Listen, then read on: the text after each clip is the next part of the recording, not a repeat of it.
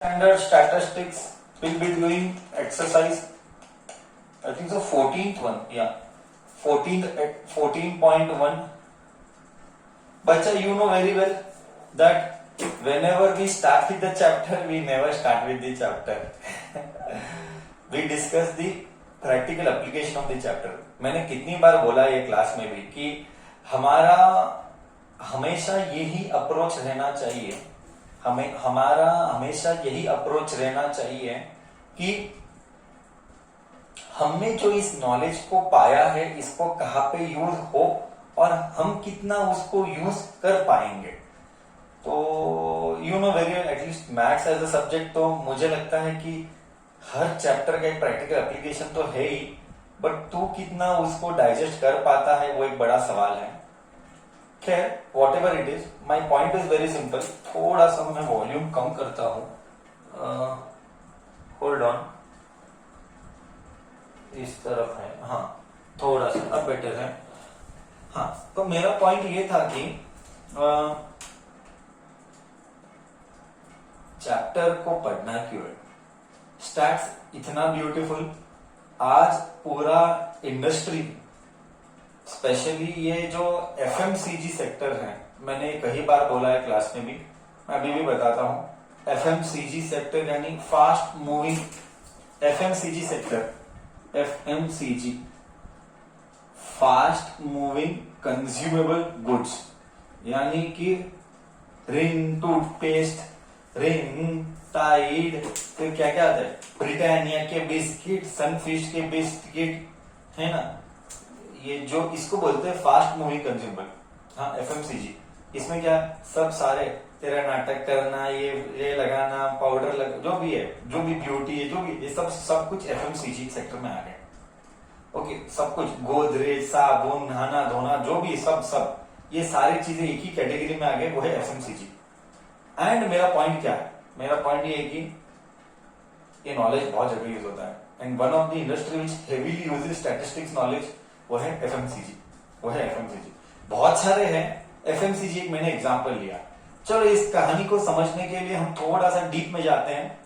As usual तुझे तो अच्छे से पता है, हम कभी भी फर्स्ट डे चैप्टर स्टार्ट तो करते नहीं है.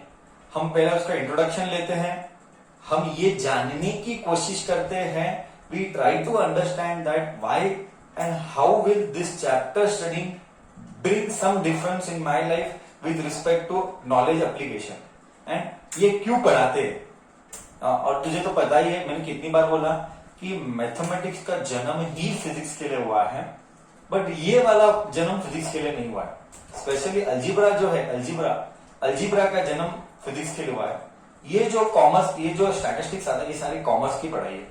एंड कॉमर्स की पढ़ाई के लिए स्टैटिस्टिक्स यूज करेंगे ज्यादा तो, और एमबीए वाले बच्चे जो इसको एमबीए करना है और एंड जो कि क्लैट लिखना चाहता है फ्यूचर में, क्लैट, उनको बहुत ज्यादा ऐसे, और जो भी एनडीए लिखेगा, गवर्नमेंट एग्जाम्स लिखेंगे, उनको बहुत ज्यादा स्टैटिस्टिक्स के क्वेश्चंस आते हैं. हमारे साइंस फील्ड में 11th-12th में इसका ज्यादा यूज होगा नहीं, स्टैटिस्टिक्स आएगा नहीं. एक आधा चैप्टर रह सकता है 11th-12th में, मेरे को जानकारी नहीं है, प्रोबेबली नहीं भी हो सकता. 99% तो है ही नहीं मुझे लगता है, क्योंकि हमको ये इंजीनियर वालों को ज्यादा काम का नहीं है कंपेयर टू जो कॉमर्स वाले यूज करते हैं. तो कॉमर्स के हिसाब से बहुत इंपॉर्टेंट चैप्टर है, क्योंकि इनके आने वाले दिनों में 11th स्टैंडर्ड में स्टैटिस्टिक्स एक सब्जेक्ट है. आई रिपीट, आने वाले दिनों में 11th स्टैंडर्ड कॉमर्स जो करेगा, स्टैटिस्टिक्स एक सब्जेक्ट है. 100 मार्क्स का पेपर सिर्फ स्टैटिस्टिक्स के ऊपर लिखेगा. ये इतना बड़ी दुनिया, इतनी बड़ी दुनिया.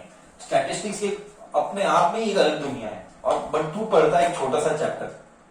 ओके, सो कॉमर्स वाले, स्पेशली कॉमर्स वाले, इसीलिए मैंने बोला जब हम जैसे साइंस में एंटर करते हैं तो we have physics, chemistry, maths, bio, Hindi, English. This 6 subject we have in Karnataka.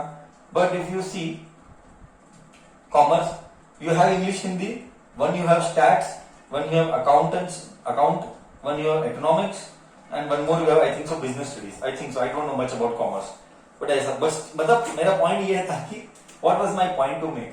My point to make here was that statistics तो इतना इंपॉर्टेंट है कि एक सब्जेक्ट के फॉर्म में तो पढ़ेगा. अब हम एक दो कहानी लेंगे समझने के लिए कि क्यों पढ़ना है. और एक कहानी जो हम लेंगे वो है राहुल द्रविड़ और सचिन तेंदुलकर की, है ना। Both both played very good cricket, but एक बड़ा सा डिफरेंस सचिन और राहुल द्रविड़ में ये था कि राहुल द्रविड़ बहुत ही कंसिस्टेंट प्लेयर है। कंसिस्टेंट, इस कंसिस्टेंट को डिफाइन किया गया है हमारे इसमें, मतलब उसका एवरेज इतना है और वो कंसिस्टेंट था। यही इंपॉर्टेंट है स्टैटिस्टिक्स में समझने के लिए। मतलब सचिन कभी तो 100 मारता था, कभी तो 20 पे आउट होता था, कभी तो 50 निकालता था, कभी तो और 150 भी निकाला रहेगा, कभी तो डक पे भी जाता था। उसका वेरिएशन बहुत है, वो प्रिसाइज नहीं था, वो बहुत स्कोर में उसके वेरिएशन पाए जाते थे। बट द्रविड़ भाई ऐसा नहीं थे। द्रविड़ हमारे बहुत ही कंसिस्टेंट प्लेयर थे, somewhere 40s 50s 30s 60s 70s, मतलब उसी रेंज में रहता था। वो 100 भी लेता था बट मोर कंसिस्टेंट, इसीलिए उसको नाम दिया गया। आज भी तो अगर गूगल में देखेगा तो उसको बोलते थे वॉल, उसको आउट करना बहुत डिफिकल्ट, तो विकेट ही नहीं छोड़ता है, विकेट ही नहीं छोड़ता था। तो पॉइंट क्या है? पॉइंट ये था कि स्टैट्स के बलबूते, on the basis of statistics, we based on his scores we can remove his data. Sir कोई पूछेगा सर आपको कौन बोला ऐसा है? जब हम उसको डेटा निकालते हैं ना, डेटा, ये सारा खेल डेटा का ही। आज डेटा एक इतना बड़ा दुनिया हो गया कि डेटा के बलबूते ही पूरा बिजनेस हो रहा है। जैसे कि मैं एग्जांपल देता हूं, तेरे को वही फीड्स आते हैं यूट्यूब के जो तूने पास्ट में सर्च किए रहेंगे। ये डेटा एनालिटिक्स है, और डेटा एनालिटिक्स स्टैट्स का एक कोर इंटीग्रल पार्ट है। Statistics by default data analytics का पार्ट है। मतलब आज data analytics is one of the booming industry today, such important. आज अमेजॉन, फ्लिपकार्ट तुझे वही नोटिफिकेशन, तुझे वही यूट्यूब फीड देगा जो तू पास्ट में डेटा सर्च करेगा। मतलब वो तेरे हिस्ट्री को स्टडी करेगा, वो हिस्ट्री को स्टडी करके तूने क्या सर्च किया है, उस बेसिस पे तू कौन सा भी दूसरा पेज खोल, एडवर्टाइजमेंट में तेरे को वही फीड आएगा जो तूने सर्च किया होगा। तो ये मेरा पॉइंट है, ये सारा डेटा एनालिटिक्स, सॉरी, ये सब कुछ स्टैट्स के बलबूते होता है। ये मैंने एक बोला। दूसरा मैंने बोला, हमने राहुल द्रविड़ का स्कोर्स को पढ़ा, then we studied Sachin Tendulkar score based on the scores के वेरिएशन, उनका कितना डेविएशन है। अगर तूने पता नहीं तो हमने 9th स्टैंडर्ड में पढ़ा था, कितना डिविएशन आता है। ये डिविएशन का कैलकुलेशन ये स्टैटिस्टिक्स में आता है। ओके, डिविएशन का कैलकुलेशन स्टैटिस्टिक्स में आता है। 9th में अनफॉर्चुनेटली सिलेबस डिलीट होने से वो पार्ट डिलीट हो चुका था, है ना। तो कितना डिविएशन आया, डिविएशन यानी क्या, एवरेज से डिविएशन यानी क्या। मतलब मुझे पता है कि देख, दो चीजें बताता हूं। सचिन का एवरेज ज्यादा है द्रविड़ से, मान लेते हैं कि सचिन का एवरेज द्रविड़ से ज्यादा है, रहेगा भी, मैं मानता भी हूं कि सचिन का एवरेज 48 रहेगा तो द्रविड़ का एवरेज 38 रहेगा। बट इसका जो स्टैंडर्ड डेविएशन आएगा, ये डेविएशन इसका ज्यादा आएगा और इसका डिविएशन कम आएगा।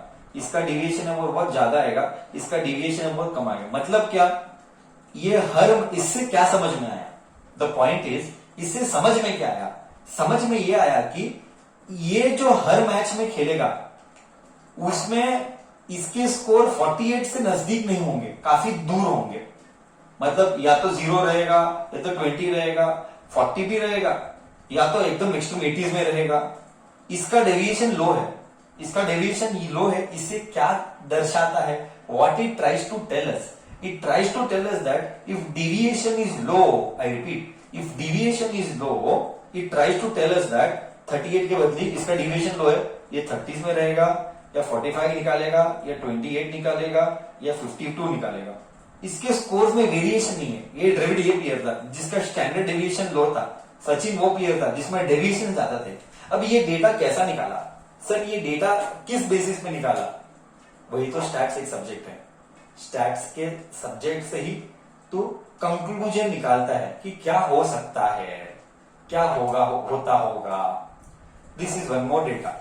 Are you understanding what I'm trying to tell with respect to standard deviation कितने होते हैं, कैसा होता है, क्या क्या होता है? तो समझ पा रहा है कि नहीं समझ पा रहा है मेरी बातों को? हाँ, कि कितना इंपॉर्टेंट है स्टैट्स सब्जेक्ट पढ़ना। मैं एक और कहानी लूंगा। मैं बात कर रहा था, I come back to my discussion and I was talking about, मैं बात कर रहा था एफएमसीजी सेक्टर के बारे में I continue my discussion there. FMCG as a sector, सी मान लेते हैं, let us say that, let us assume that tomorrow you finish your MBA, है ना. tomorrow you finish your MBA and you get in a company called as Colgate. Okay, Colgate company में तुझे job लगा है. Actually में reality में ऐसा ही होता है. एक्चुअली रियलिटी में ऐसा होता है. एंड तू कंपनी में गया और तुझे कोलगेट वालों ने जॉब पे रखा और तू एमबीए खत्म किया. One of the top notch MBA B schools, MBA को बोलते हैं बी स्कूल्स. तो इस जानकारी नहीं है तो मैं बता देता हूँ. ओके, हम बी स्कूल्स बोलते हैं, टॉप नॉच एमबीए बोलते हैं, बी स्कूल्स बोलते हैं. तो आज के टॉप बी स्कूल्स आज के तारीख पे जो है वो है IIM में one of the top institute है. XLRI जमशेदपुर है, SP जैन नरसी मोंजी बॉम्बे में, SP जैन हैदराबाद में है, XLRI जमशेदपुर है, बाद में सिम्बोसिस पुणे में है. ये सारे बहुत ही रेप्यूटेड एमबीए कॉलेजेस है. IIM तो मैंने बोला ही ऑलरेडी. तो ये सारे कॉलेज से एमबीए करना is like a dream colleges. नीति बॉम्बे में है, पवई में. So these are the one of the top colleges to do MBA, and getting into those type of colleges is damn difficult. You have to crack an exam called as CAT. Today, one of the exam at bachelor level, 11th-12th की बात नहीं करता हूँ, 11th-12th में JEE NEET होता है, but bachelor से master degree जाना है, बैचलर हुआ और मास्टर डिग्री का एग्जाम देना है, तो दुनिया में सबसे टफेस्ट एग्जाम जिसको माना गया है वो CAT एग्जाम है. Okay, CAT exam is one of the toughest exam to crack to get into MBAs. And IIM के पैकेजेस जाते हैं भयानक लेवल के. IIM उल्टा बोल रहा हूँ, sorry. IIM Indian institute of management Ahmedabad, Bangalore में भी है और 2-3 जगह है, मुझे जानकारी नहीं है. तो IIM में पैकेजेस जाते हैं अराउंड 1 CR, 70 लाख, 80 लाख, एक आधा रेयर, सबको नहीं मिलता है, एक किसी को मिलेगा. ये भी ज्यादा, मतलब एवरेज सैलरी मुझे लगता है 20-25 लाख तो होता होगा. एवरेज सैलरी 20-25 लाख, मतलब बेस स्टार्टिंग का करियर, या 15-20 लाख होगा. थोड़ा सा गूगल पे स्टडी करना पड़ेगा. अब ऐसे वाले कंपनीज कौन, बड़े बड़े कंपनी, मुझे अभी भी लगता है जो पैसा कॉमर्स में बनता है वो साइंस में नहीं बनता है. क्योंकि मुझे लगता है कि एमबीए, बट ऐसा ऑब्जर्वेशन ये है कि यूजुअली CAT एग्जाम जो देते हैं वो सारे इंजीनियर्स ही देते हैं. हाँ, यूजुअली CAT एग्जाम जो देते हैं, अगर तो रेशियो निकालेगा ना, डेटा, ये भी स्टैटिस्टिक्स आया कि सबसे ज्यादा एग्जाम जो CAT एग्जाम में जो पार्टिसिपेंट्स रहते हैं वो CAT एग्जाम में इंजीनियर्स ही रहते हैं. क्योंकि इंजीनियर, और मैंने कितना, तुम एक one of the best example is Chetan Bhagat, the author, where he is an IIT then IIM graduate. And now he's a banker. Then he became a banker. देख कहानी देख. IIT करके IIM किया, IIT में बैचलर किया, साइंस बैकग्राउंड, अचानक commerce background, मतलब commerce बोलना गलत नहीं है, बट MBA मतलब कॉमर्स बैकग्राउंड ही हो गया है. तो फिर MBA किया IIM से MBA किया, फिर बैंकिंग में गया, IIT पढ़ के बैंकिंग में गया, बट अब बनाया ऑथर, अब है वो ऑथर. सो ऐसे लोग ट्राई करते रहते हैं अलग अलग, कुछ ना कुछ. और अच्छा खासा फेमस ऑथर है, यूथ्स में बहुत फेमस है. उसने, वो यूजुअली लिखता है लव स्टोरी, जो मेरा और उसका फ्रीक्वेंसी मैच कभी खाएगा नहीं, वो हो नहीं सकता है. हम लव स्टोरी वाले बच्चे नहीं हैं. फील नहीं आता है, वही प्रॉब्लम है, फील नहीं आता है. Finally it was all about feel, है ना. मैं तो डे 1 से बोलता हूँ, करना वही है जिसमें फील आता है, काम करना ही नहीं है. नहीं तो खैर, तो हम सब्जेक्ट से डिविएट हो गए थोड़ा सा. हम बात कर रहे थे स्टैटिस्टिक्स. एफएमसीजी में तेरे को जॉब लगा कोलगेट में. अब तेरे को जॉब लगा कोलगेट में, अब तू लेट अस से तेरा जो मैनेजर है, ध्यान से सुनना, तेरा जो मैनेजर है, अब वो मैनेजर बोलता है कि कोलगेट कंपनी ने डिसाइड किया है कि नया ब्रांड लाना है जिसमें नमक है. समझ रहे हैं ना, नया ब्रांड है, तो कोलगेट विथ सॉल्ट, ऐसा. तो उन्होंने क्या बोला, तेरे मैनेजर ने तुझे, एक काम कर, हम एक सर्वे निकालते हैं, तू हर स्टेट में ट्रैवल कर, हर स्टेट का एक डेटा निकाल कि मार्केट में क्या जाता है क्या नहीं जाता, और हमारा कंपटीशन वाला क्या ज्यादा, हमारा कंपटीशन जो वाला पेप्सोडेंट, डाबर, दंत मंजन, ये सारे उनके कंपटीशन वाले. ये रियलिटी में ऐसा होता है, ये रियलिटी में ऐसा ही होता है. और ये स्टैट्स फॉर नॉलेज. तो एक कोई भी प्रोडक्ट लॉन्च करेंगे तो पहले उसका बेस स्टडी निकालेंगे, बेस स्टडी निकालेंगे कि मार्केट में कितना शेयर कौन खाता है। लाइक एग्जांपल मारुति सुजुकी, पूरे अगर 100 कार है तो 100 कार में से मारुति कितना परसेंटेज का शेयर इंडिया का कैप्चर किया है, या हुंडई कितना कैप्चर किया है, या जो भी है, बहुत सारे कंपनी है ना। तो रेनॉल्ट, वोक्सवैगन, जो भी है, वोक्सवैगन, तो पॉइंट ये है कि वो जाता है मार्केट में, वो स्टडी करता है। मतलब तू ये कर्नाटका में इतने पेप्सोडेंट, जो भी है पेप्सोडेंट का कोई प्रोडक्ट है तो वो इतना बिकता है, उस कर्नाटका में, बैंगलोर में इतना बिकता है, बेलगाम में इतना बिकता है, पूना में इतना बिकता है, महाराष्ट्र में इतना बिकता है। तो एक पूरा डेटा निकालता है, पूरा डेटा निकालेगा तो तू बोलेगा महाराष्ट्र में इतना बिकता है, कर्नाटका में इतना, आसाम में इतना, है ना, गोवा में इतना, तमिलनाडु इतना, केरला इतना। अब तेरा बॉस को भी ये दिखाएगा, बॉस बोलेगा पागल है क्या, एमबीए क्या किया, किस काम का एमबीए, वेस्ट एमबीए है, तेरे को अक्ल ही नहीं है। और बॉस के पास टाइम नहीं है, ये सब तू डालेगा 3,23,123 ऐसे इतने सारे 30 जो हमारे स्टेट्स है, जितने सारे स्टेट्स के जितने भी हैं वो सारा का डेटा डालेगा। तो बॉस बोलेगा पागल है क्या, ये सब पढ़ने के मेरे पास टाइम नहीं है। That is where statistics comes into picture, that is where statistics comes into picture. क्या करते हैं हम करते हैं पाई चार्ट, हम करते हैं बार ग्राफ। तूने आजकल पूरा क्रिकेट का टेक्नोलॉजी जो यूज करते हैं पीछे डेटा निकालने के लिए, वो एक डेटा दिखाते हैं, है ना, वर्म का, एक वैगन व्हील का, एक वर्म का, एक ऐसा ये मैच, इधर विकेट गिरा, फिर एवरेज, फिर ये आरसीबी था, ये बॉम्बे, ये चेन्नई सुपर किंग्स था, उनका मैच, ये क्या है, ये अचानक ऐसा ऊपर जाता है, फिर ये नीचे गिरता है, फिर ये ऊपर आता है, ये क्या है, इधर एक विकेट गिरा, इधर एक विकेट गिरा। ये कंपैरिजन तुझे देता है। ये डेटा मतलब क्या, इंसानों का ब्रेन इतना शार्प है कि वो नंबर्स नहीं पढ़ना चाहता, वो ग्राफ देख के पता है, पिक्टोरियल रिप्रेजेंटेशन, पिक्चर देख के उसको एक सेकंड में पता लगता है कि कौन क्या हालत क्या होगी। अब ये डेटा किस बेसिस से प्लॉट किया गया, ये डेटा को जो प्लॉटिंग हुआ, ये डेटा का जो प्लॉटिंग हुआ, that basis was itself, the plotting of the data was on the basis of statistics. You understanding kuch? And then I told you that boss ko, then you will make a pie chart. In this pie chart, kitna percentage market share is taken by kitna percentage market share is taken by Karnataka? Let us say 26%. Let us say Maharashtra का percentage is कितना? Let us say 18%. So Maharashtra. So boss को ये सब time नहीं रहता है, वो बड़ा आदमी, वो सीईओ कंपनी का सीईओ, वो सब तेरे पीछे आधा घंटा नहीं डालेगा। वो बोलेगा ग्राफ दिखा, ये ग्राफ कब कर पाएगा, जब तुझे स्टैटिस्टिक्स का बैकग्राउंड नॉलेज है ना। See these are all practical applications where statistics knowledge is being deployed. बोल फील आया, ऐसा बहुत सारे डेटा है, बहुत से, मतलब ये खुद में एक बड़ी दुनिया है, ये खुद में एक अलग दुनिया है बच्चा। Okay, so I told you always, at least with us when we are studying, when we start a chapter, we never start a chapter. First we discuss the practical application, why you should study this chapter, where the knowledge is being applied, और ये कैसे use होता है। बोल अच्छे से feel आया, statistics subject किधर किधर कैसे कैसे यूज किया जाता है हमारे लाइफ में।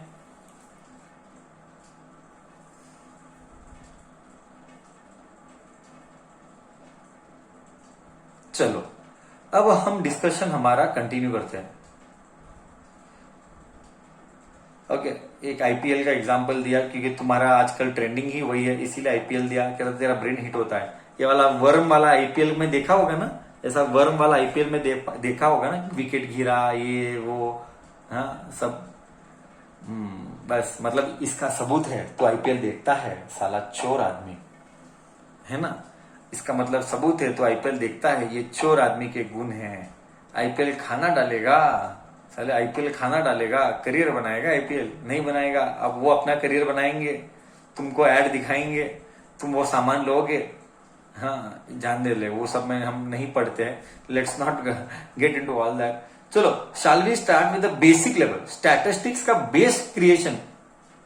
स्टैटिस्टिक्स का बेस क्रिएशन जो होता है, आई रिपीट, स्टैटिस्टिक्स का बेस क्रिएशन जो होता है वो बिगनिंग हम मीन से करेंगे, उसका बिगनिंग हम मीन से करेंगे।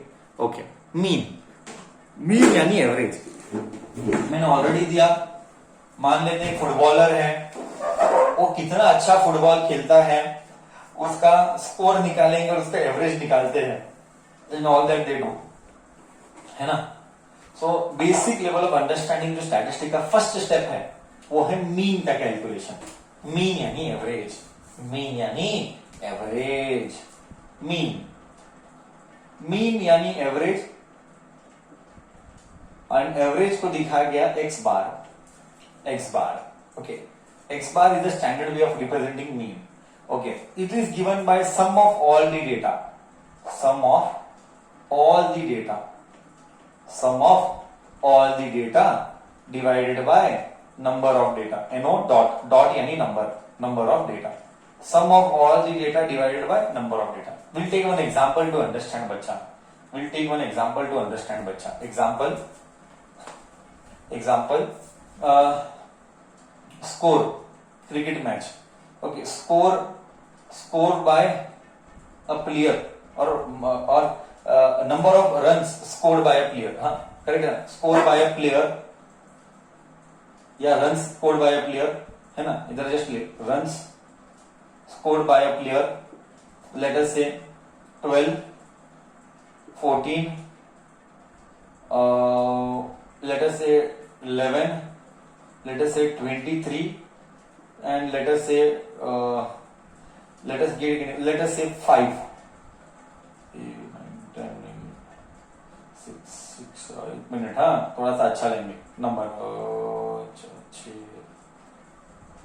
10, let us say 20। now these are called data, इसको बोला गया data, x1, x2, x3, x4, x5, इसको बोला गया डेटा।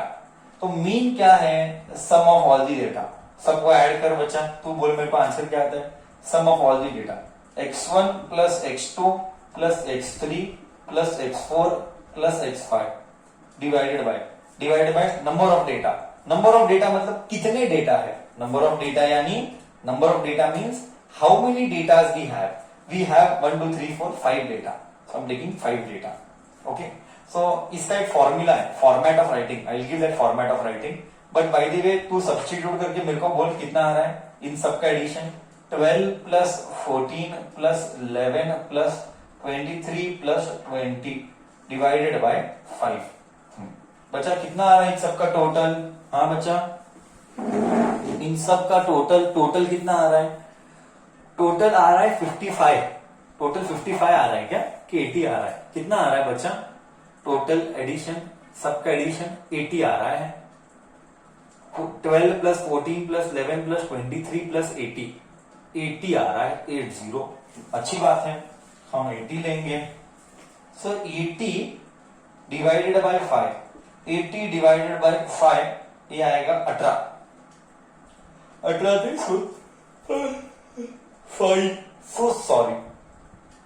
सो सॉरी 16 आ रहा है, क्या एवरेज 16 आया, क्या एवरेज 16 आया, है ना।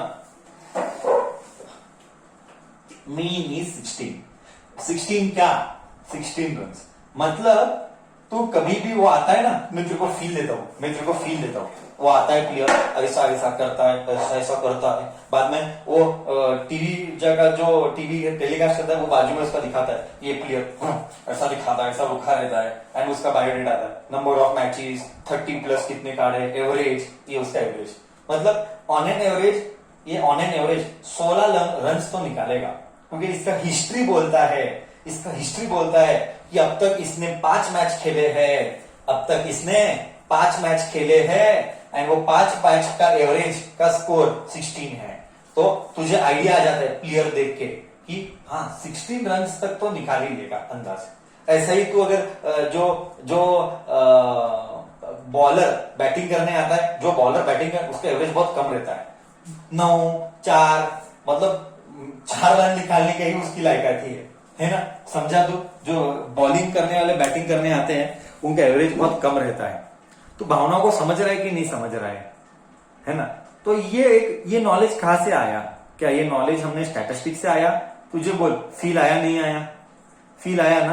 बैट्समैन का एवरेज ज्यादा रहता है, बॉलर का एवरेज कम रहता है, जो बॉलिंग का एवरेज नहीं, बॉलर जब बैटिंग करने आता है, पॉइंट वो है बॉलर जब बैटिंग करने आता है तो उसका एवरेज कम रहता है, क्योंकि उसने रन ही कम निकाले अब तक, तो रन कम निकाले तो उसका एवरेज कम ही आएगा, है ना। तू देख विराट कोहली का एवरेज 50 प्लस रहता है वनडेज में, मतलब on an average her match में मोटा मोटी अप्रोक्सीमेटली वो 50 को निकालेगा ही निकालेगा। तो एक एवरेज से तुझे पता लगता है कि बैट्समैन कितना रन तक निकालता होगा। करेक्ट है बच्चा। तो ये था एक वन सैंपल स्पेस। इसको लिखने का तरीका एक फॉर्मूला है, मैंने फॉर्मूला नहीं लिखा, मैं तुझे बहुत इंपॉर्टेंट बात